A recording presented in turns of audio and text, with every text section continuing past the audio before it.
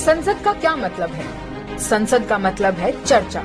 चर्चा देश हित में, चर्चा जनहित में, चर्चा लोकतंत्र को मजबूत करने के लिए। मगर भाजपा को न देश हित से मतलब है और न ही जनहित से।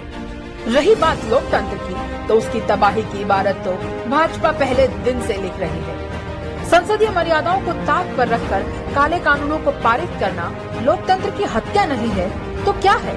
और हत्या का ये सिलसिला जारी है।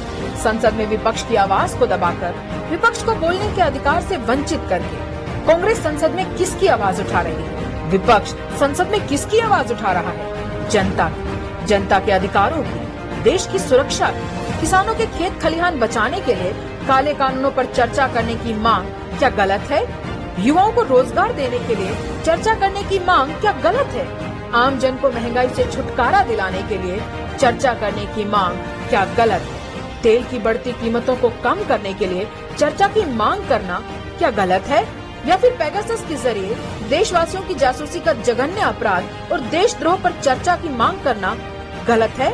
आज विपक्ष एकजुट हुआ है तो किसी को हराने या चुनाव जीतने के लिए नहीं, बल्कि जनता के अधिकारों के लिए, देश की सुरक्षा के लिए। और जैसा कि राहुल गांधी ने कहा कि हमारे लोकतंत्र की बुनियाद है कि सांसद जनता की आवाज बनकर राष्ट्रीय महत्व के मुद्दों पर चर्चा करे।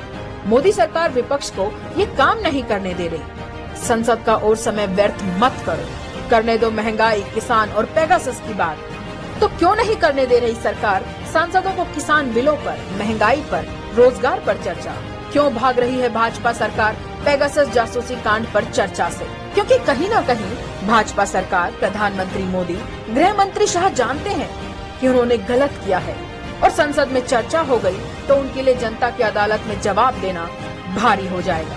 लेकिन कांग्रेस भाजपा को न तो जनता के अधिकारों पर हमला करने देगी और न ही देश के साथ धोखा करने देगी। जय हिंद।